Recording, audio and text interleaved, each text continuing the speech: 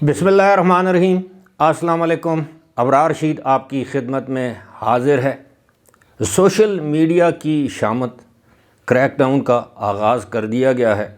बहुत से यूट्यूबर्स घेरे में आ गए हैं, नरगे में आ गए हैं। इस हवाले से आपसे बात होगी, लेकिन सबसे पहले आपके इल्म में है कि 9 मई के वाक़े में मुलव्वस एक बड़ा मुल्ज़िम जिनको नामज़द किया गया है पंजाब की वज़ारत आला के लिए, मियाँ असलम इकबाल, वो आज नमूदार हुए जनाब पेशावर में। और इसी से बात का आगाज़ करेंगे। मियाँ असलम इकबाल आज पेशावर हाई कोर्ट में पेश हुए। वहाँ पर उन्होंने राहदारी ज़मानत की दरख्वास्त दी, जिसे बिलआखिर मंजूर कर लिया गया और 2 हफ़्ते यानी 4 मार्च तक उनको राहदारी ज़मानत दे दी गई, जिसे ट्रांजिट बेल कहते हैं।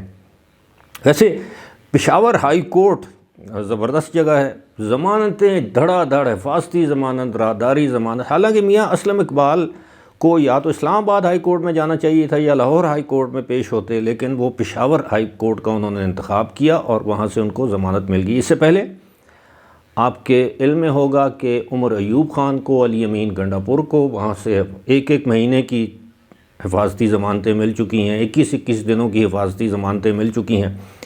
मियाँ असलम इकबाल जब अदालत में वकील उनके और वो पेश हुए तो उन्होंने कहा कि जनाब, ये उनके वकील ने कहा कि जी पंजाब के नामज़द वज़ीर आला हैं। तो एक जज साहब ने कहा कि उम्मीद है कि आप उस्मान बुज़दार नहीं होंगे। उन्होंने कहा कि जी आप जैसा लायक बंदा भी उस्मान बुज़दार की कैबिनेट में था। खैर, ये सियासी रिमार्क्स देने की ज़रूरत नहीं थी। अलबत्ता उन्हें ये कहा गया है कि आप 4 तारीख़ तक लाहौर हाई कोर्ट में पेश हो जाएं, और अगर आप पेश ना हुए तो ये आर्डर वापस लिया जाएगा। आर्डर क्या था कि 4 मार्च तक मियाँ असलम इकबाल को गिरफ़्तार ना किया जाए। तो इससे ज़ाहिर ये होता है कि मियाँ असलम इकबाल पाकिस्तान के अंदर मौजूद थे और ऐन मुमकिन है वो पेशावर या उसके गिरदोनवा में किसी जगह मौजूद हों कि वो आज पेशावर में पेश हुए। इस मौके पर उन्होंने मुतअद्दिद बातें की PDM के ख़िलाफ़। ये PDM 2 हुकूमत है जो सियासी मुखालफिन, दूसरे सियासी मुखालफिन के हवाले से गुफ्तगू करते हैं। उन्होंने कहा कि मेरी बेटी की शादी थी और मुझे 9 मई के वाक़यात में मुलव्वस कर दिया गया, मेरा किसी के पास सबूत है तो सामने लाएं। तो अगर ऐसी बात थी तो आप पहले अदालत में पेश हो जाते, तो आज तक आप बरी हो जाते।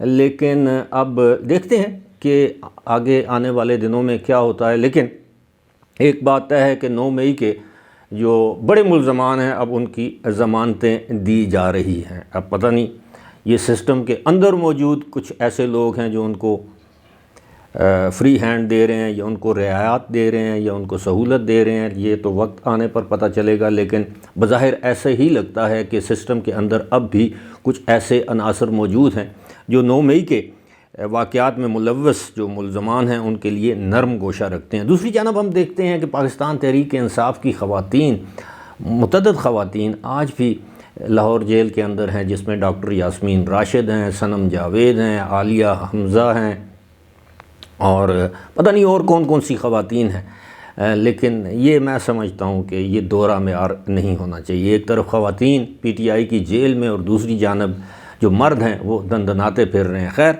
आते हैं अपने असल मौजू की जानब। असल मौजू ये है कि जनाब सोशल मीडिया पर आपको पता है कि एक शुत्र बेमहार मादर पिदर आज़ाद मीडिया है, जिसका जो दिल करता है उस पर वो कह देता है, चाहे वो ट्विटर हो, यूट्यूब हो, फेसबुक हो, कोई भी और प्लेटफॉर्म हो, टिकटॉक हो। तो अब हुकूमत ने निगरान वफाकी काबीना ने ये फ़ैसला किया है कि इस पर सोशल मीडिया पर जो मनफी प्रोपेगेंडा और मनफी कैंपेन चलाने वाले, ख़ास तौर पर वो लोग जो आला सरकारी अफसरान या ओहदेदारों के ख़िलाफ़ कैंपेन चला रहे हैं, जिसमें ज़ाहिर है चीफ़ जस्टिस ऑफ पाकिस्तान भी शामिल हैं, आला अदलिया के जज साहिबान शामिल हैं, उसमें फ़ौज के अफसरान शामिल हैं, उसमें सिविल ब्यूरोक्रेसी के अफसरान शामिल हैं जिन्हें सरेआम धमकियाँ दी जाती हैं। تو ان کے خلاف اب ایک JIT یعنی جوائنٹ انویسٹیگیشن ٹیم بنائی گئی ہے، اور جس کی سربراہی جو ہے وہ FIA کے ایڈیشنل سیکٹری کریں گے، یعنی گریڈ 20 کا افسر کرے گا، اور اس میں ISI یعنی انٹر سروسز انٹیلیجنس کا میجر یا کرنل یا لیفٹیننٹ کرنل رینک کا بندہ ہوگا، انٹیلیجنس بیورو کا اس میں ایک نمائندہ ہوگا، اور یہ جوائنٹ انویسٹیگیشن ٹیم اس بات کی تحقیقات کرے گی کہ کون کون سے یوٹیوبرز جو کسی مخصوص سیاسی جماعت کے لیے مخصوص ایجنڈے پر کام کر رہے ہیں، اور صبح دوپہر شام مختلف لوگوں کی ہرزہ سرائی کر رہے ہیں، جن میں خاص طور پر سرکاری افسران شامل ہیں۔ کسی کو بغیرت کہا جا رہا ہے، کسی کو ماں کی گالی دی جا رہی ہے، کسی کو بہن کی گالی دی جا رہی ہے۔ آپ یقین کیجئے یہ حقیقت ہے۔ اپنے ویوز حاصل کرنے کے لیے PTI کے کارکنوں کی حمایت اور ان کی سبسکرپشن یا ان کے ویوز حاصل کرنے کے لیے یہ لوگ ایسا کر رہے ہیں۔ حال ہی میں آپ نے سنا ہوگا کہ لاہور میں ایک واقعہ ہوا جس میں 2 جرنلسٹ جو ہیں وہ اینکر وہ استعمال ہوئے، یا جان بوجھ کر انہوں نے یہ کام کیا کہ ایک پرنٹنگ پریس پر گئے اور اس کے بعد یہ خبر پھیلانا شروع کر دی کہ جی یہاں پر میاں نواز شریف مانسہرہ سے حلقہ NA 15 سے جو انتخاب لڑ رہے ہیں اس کے جعلی بیلٹ پیپر یہاں پر چھاپے جا رہے ہیں، جو کہ سراسر ایک غلط بات تھی، اور PTI کی جانب سے ایک ٹریپ تھا، یا اس کو فالس فلیگ آپریشن کہیں یا جو بھی تھا۔ اب اندازہ کیجئے الیکشن ہوئے کتنے دن گزر گئے ہیں، اور یہ 15 فروری کی رات کی بات ہے۔ اب اس میں اس کی بھی تحقیقات کی جائے گی کہ وہ جو 2 جرنلسٹ ہیں یا اینکرز ہیں، ایک کا تعلق شاید ہم نیوز سے ہے اور ایک کا کسی دوسرے ادارے سے ہے، تو ان کے خلاف بھی تحقیقات کی جائے گی، ان کے گرد بھی گھیرا تنگ کیا جا رہا ہے۔ اب یہاں پر سوال یہ پیدا ہوتا ہے کہ جس دن ان پر ہاتھ ڈالا جائے گا تو ہماری جو صحافتی تنظیمیں ہیں وہ میدان میں آ جائیں گی۔ دیکھیں، صحافت میں اور سیاست میں فرق تو ویسے نہیں ہے، لیکن ایک سیاستدان صحافی بن سکتا ہے، کیسے؟ وہ کالم لکھ سکتا ہے، لیکن ایک جرنلسٹ کو، ایک صحافی کو سیاست نہیں کرنی چاہیے، سیاستدان نہیں بننا چاہیے۔ کسی ایک آپ اپنا نظریہ بیان کر سکتے ہیں جس طرح ہم لوگ کرتے ہیں، لیکن آپ کسی ایک سیاسی جماعت کا اعلی کار نہیں بن سکتے، نہ بننا چاہیے۔ مثال کے طور پر میں پاکستان تحریک انصاف کے جو بانی قائد ہیں یا رہنما ہیں، ان پر میں تنقید کرتا رہتا ہوں، ان کی پالیسیز پر، لیکن میں نے کبھی بلو دی بیلٹ کوئی ایسی بات نہیں کی، یعنی کوئی اخلاق سے گری ہوئی بات نہیں کی۔